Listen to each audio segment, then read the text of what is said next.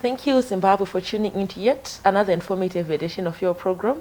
This is Agricultural Parastatals Watch, and I am Wadzanai Manyore. So this is a platform where we are taking a look into the 11 parastatals which fall under our Ministry of Lands, Agriculture, Water and Rural Resettlement right here in Zimbabwe. Now, if you look at Sustainable Development Goal number 12, United Nations Agenda Vision 2030, we are talking of sustainable production and responsible consumption. And as such, Grain Marketing Board becomes pivotal when we talk of issues to do with consumption. Because here in Zimbabwe, our staple diet is sadza. And we are going to be looking at the operations in the Grain Marketing Board here in Zimbabwe. To discuss this and more, I have taken the liberty of inviting Mr. Roki Mutenha. He is the Chief Executive Officer of the Grain Marketing Board right here in Zimbabwe. Mr. Mutenha, thank you for gracing our platform with your presence today. Thank you very much. Yes, as I have alluded to earlier, you are part of the 11 parastatals which fall under our Ministry of Lands, Agriculture, Water and Rural Resettlement. And we are just going to be taking a look into your mandate, your operations, how you are contributing and enhancing our vision as a country of becoming a middle upper class economy by year 2030. As we get into our discussions, we are aware that most farmers are currently delivering their summer crop to the Grain Marketing Board depots. It is therefore a pleasure that in our program today we are joined by you, Mr. Mutenha. Welcome, and can you introduce the Grain Marketing Board, take us through the mandate and your operations and your activities? Okay. Maybe to start off with, yes, people may want to know the origins of the Grain Marketing Board. It started off in 1931 as a maize control board. It was just buying maize. Its scope of operation was expanded in 1951 when there was a call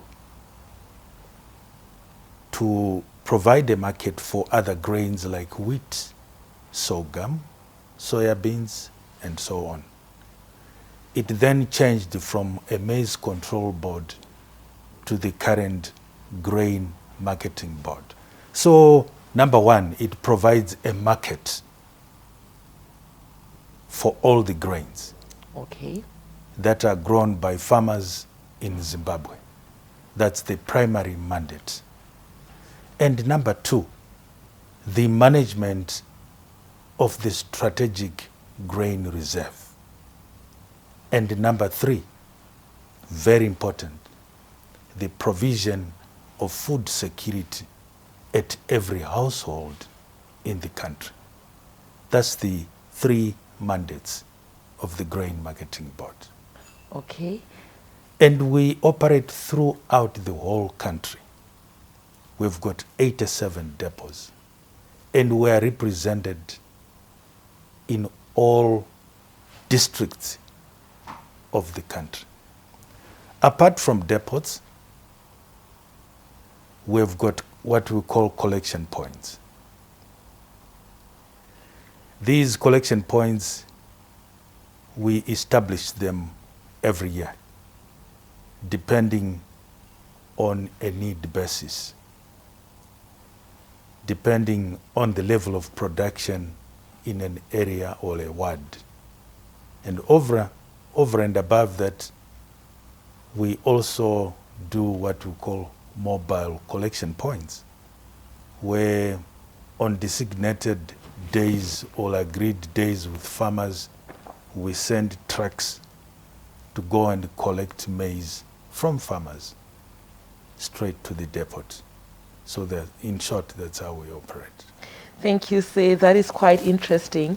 So this year, we are talking of this season, 2020-2021, a farming season. How prepared are you in receiving grain from farmers? And is there any funding for this? Yes, we are very prepared. The 87 depots are ready and are receiving grain from farmers. The payment system is in place, where we are receiving maize and paying within 48 to 72 hours. At all our depots, our weighing scales are functional. The weigh bridges have been calibrated, and they are functional. We are operating various paying platforms through bank accounts for farmers, through EcoCash, and also through the GMB Farmer Card system. All these platforms have been introduced to ensure that farmers get their payments on time. And like I've alluded to you, we've also established a number of collection points for two reasons. To ensure that farmers don't walk long distances. So we establish collection points which are closer to the farmers. And secondly, because of the COVID, we want to decongest human traffic at our depots. So we establish collection points so that we've got fewer people at the collection points, and also the introduction of the mobile collection points where we use our own GMB trucks to go and collect maize from farmers and then straight to the depots. And yes, and payments are being done on time, like I've said. Okay. Yes. Say, just still on that, I understand that most of our Zimbabwean farmers, when they hear, or even listeners, for the sake of our audience who are watching from home, when they hear Grain Marketing Board, they automatically associate it with maize. They don't think of our traditional grains. They don't think of other grains such as sugar beans or cowpeas or nyimo. They don't know. I understand that you are also into that. Maybe a brief touch on that. Okay. That's why it is called Grain Marketing Board. It's not called Maize Marketing Board. We buy maize from farmers. Yes. We buy wheat from farmers. We buy traditional grains like munga, zhio, mapfunde, ground nuts, round nuts, nyemba, anything which is grain, we buy from farmers. That's why we have said we provide a market for all the grains that farmers grow. And we are a buyer of last resort. Okay. Yes. There you heard it, viewers. Thank you, Mr. Mutenha. We have come to the end of our first segment. We are talking of the Grain Marketing Board, and right here he was just telling us that they are into buying grain, any form of grain. They are the last resort for our producers there in the various spheres of our country. Join us again in the second segment of your program. Stay tuned.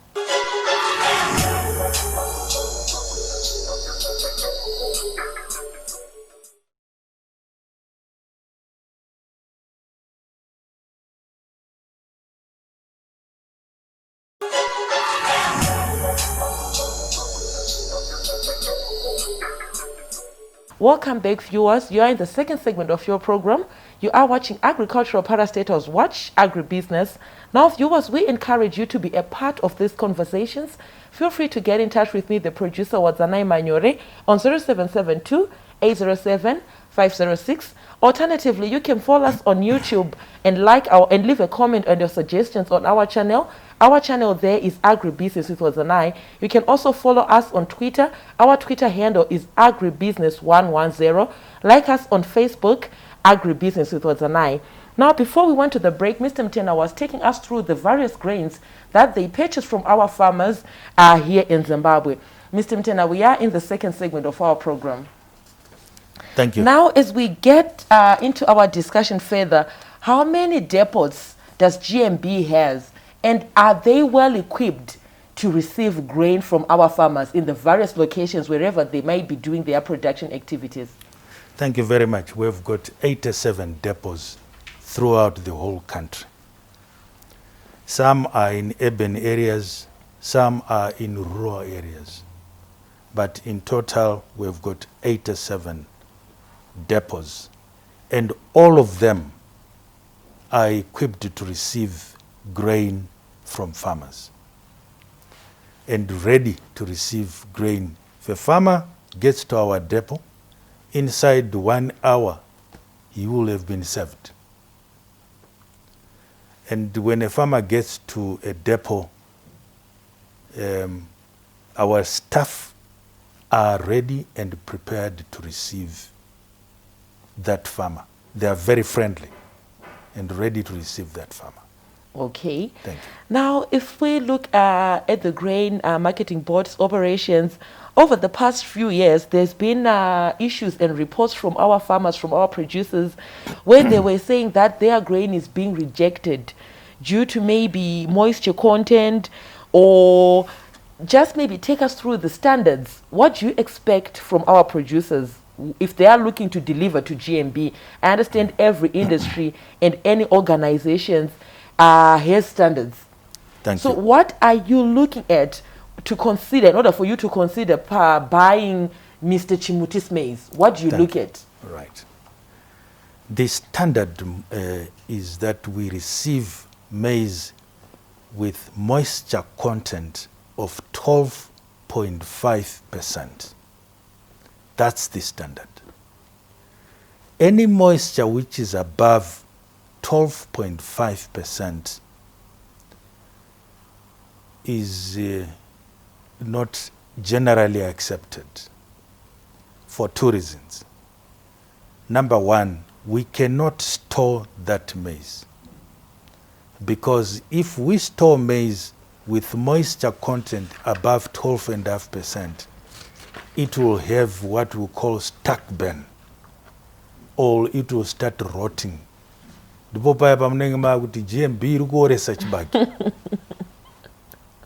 see, that's number one. And we are talking of food. We've got to maintain what we call quality. At more than 12.5%, it will be difficult to maintain quality. And number three, millers, those who mill into milli mill, will find it difficult to process maize with moisture content which is high. That's why we always want to ensure that we maintain a standard of 12.5% moisture content. Okay. Yes. Thank you, sir. I understand that farmers have their own expectations, and also you as GMB, you also have your expectations. But you would understand that as these production activities take place at the farms, our farmers end up incurring post-harvest losses or certain circumstances that may end up compromising their grain, which they intend to sell to GMB. Maybe your comments, your sentiments, and what you expect from our Zimbabwean farmers if they are looking to say, I'm going to be selling my product to GMB. Number one, a farmer, when his maize is ready, he must get a sample. Take it to the nearest GMB depot, or call in the manager to do sample testing of moisture to ensure that it is at the correct level. Number two, our expectation of the farmer is to do what we call pre-grading of his maize. By pre-grading, you are removing the chaff, you are removing dust, you are removing stones, you are removing a lot of impurities before the maize is taken to a GMB depot. Okay. Right. So number one, moisture. Number two, pre-grading. Number three, the farmer must use the correct bags. Not just to go and buy bags from the street, because those can break any time. GMB provides the correct bags. Farmers can go to any GMB depot and be given the correct and proper grain bags for use. He doesn't have to buy them up front. Okay. No. He is given the bags. When he delivers his crop, then the value of that bag is then deducted. He sells the bag to GMB anyway, and then for usage, we just deduct a very small amount. Okay. Yes. Okay. Now, this is a question that is arisen from this discussion where we are talking of your expectations of our farmers. I need your sentiments or your comments on this one. I understand that some of our Zimbabwean farmers end up taking part in illicit dealings whereby they might add on chaff deliberately to the maize, trying to keep up with the weight at the weigh bridge, or maybe going against the issue of the 12.5% moisture content, saying that if my maize is really dry, it will weigh less, and that's less money for me. As we round off this segment, what do you have to say to those kind of farmers? We want to discourage farmers to do that. You know, you can't put chaff into food because your children might eat that food, or yourself, when it comes back to you as, handouts through social welfare. So here we are talking about food. Yes. We do not want to compromise food.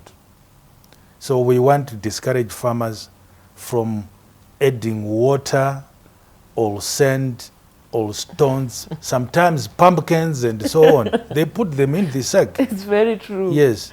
We want to discourage farmers. We want people to be as honest as possible. This year, for example, we were taking maize above 12.5%. 13% we were accepting. Okay. And you may ask me why. Because we were not storing that maize. We were receiving it, selling it straight to millers for them to mill and straight sold for consumption. Or receiving that maize, sending it straight for social welfare. So we were not storing it. That's why we were accepting maize at 13%. Okay. Yes. There you had it, viewers. We have come to the end of our second segment. Join us again after the commercial break. Thank you for tuning in.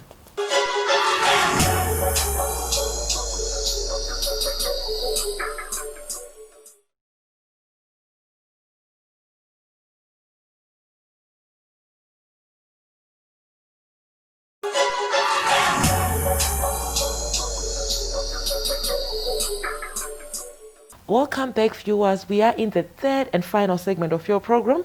Earlier on, before we went to the break, Mr. Mutenha here, the Chief Executive Officer of the Grain Marketing Board here in Zimbabwe, was just talking to our farmers on why some of these illicit activities can be harmful to our country, and because we are the consumers, and this is food that we are talking about.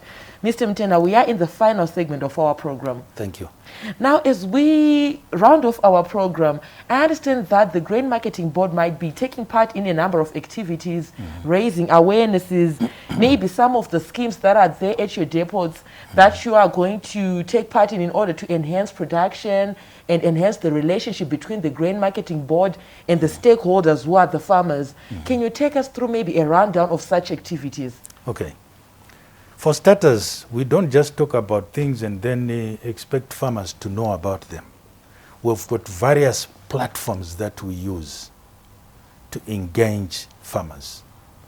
We've got what we call open days, where we invite farmers to come to our depots so that we take them through our entire process, engage them in discussions of our expectations.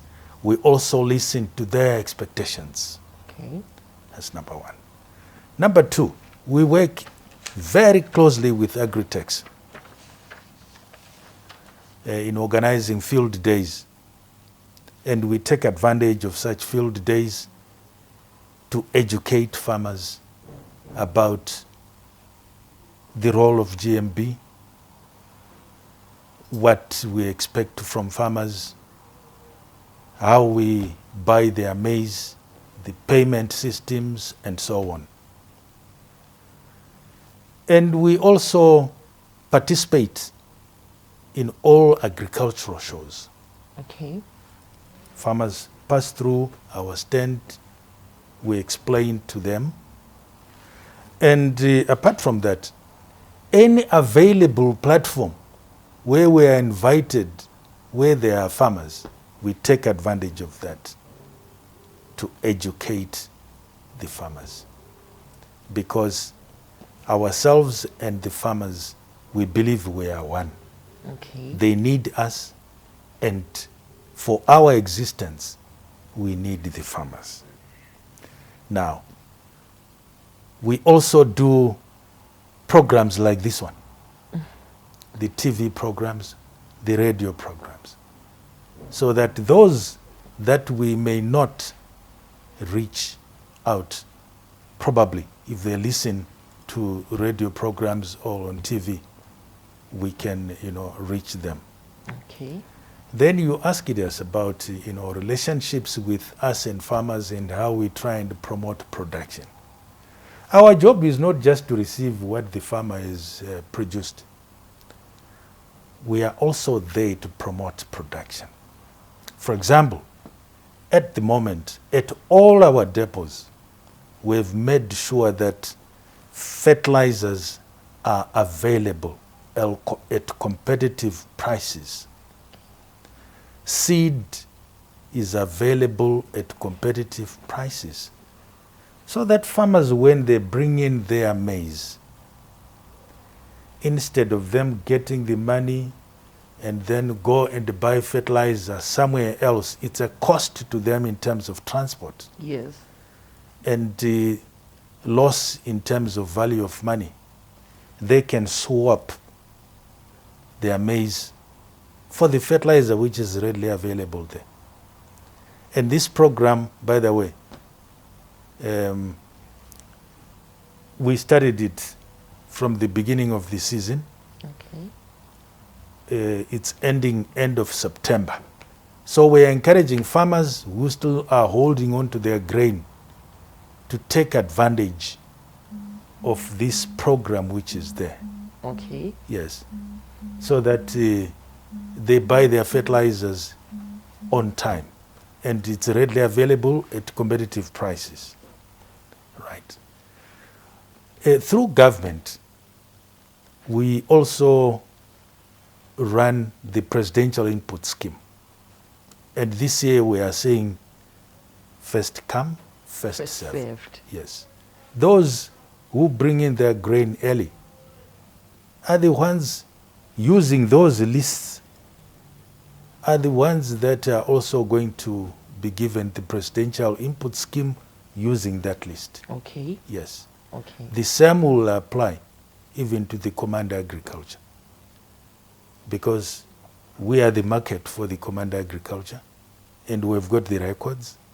So those who brought in their maize early are also going to be assessed early and get their inputs on time. Thank you, Mr. Mutenha. Now, I understand that in our economy, in any given economy, there are issues to do with irregularities, where some parties may raise issues to do with illicit activities or unlawful activities. Some might want to call it palm greasing, corruption. There has been issues in the past where some farmers were feeling maybe mistreated, or some may be engaging in uncalled for activities with various officers. Your comments, what do you have to say on this issue of the brown envelope, palm greasing, corruption? Yes. Thank you very much. Our position as the Grain Marketing Board is zero tolerance to corrupt activities. And we want to encourage farmers, should there be any member of staff, of the GMB staff, who may entice a farmer into palm greasing, they must raise it immediately with our loss control department or head office, my office, police, or any law enforcement agents, because we do not want corruption at all at our depots. But we also want farmers themselves not to be the source of corruption. For example, when they bring in maize with moisture content which is high, then they try and entice one of our graders and say, please, just accept it, I'll give you something. No, we don't want that.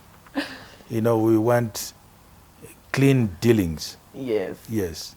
But I want to re-emphasize again, in the event that any one of our staff is involved in corrupt activities, we encourage the public, including farmers, to report them to the law enforcement agents, and action will be taken immediately.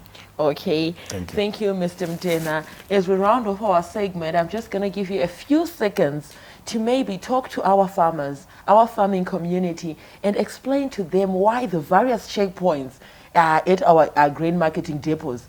I understand that there are a number of checkpoints if a farmer is looking to deliver their grain. Why is it that? Because some might say it's time consuming, I'm coming from so and so, why is this taking long? Your word on that, just a few seconds as we round off our episode. Well, what I want to say is farmers must take advantage of the collection points that we have established which are close to them. Farmers must also, if they've got a problem with the transport, for example, they must engage their depot manager. They will try and find a way of assisting them with transport. And when they get to the depot because of the COVID, they must follow the procedures that are being encouraged by the World Health Organization. Safety is very important for everyone. And when they get to the depot, they will get assistance from our staff. They must not ask the other people for assistance. Because those people don't work for GMB. They will mislead them.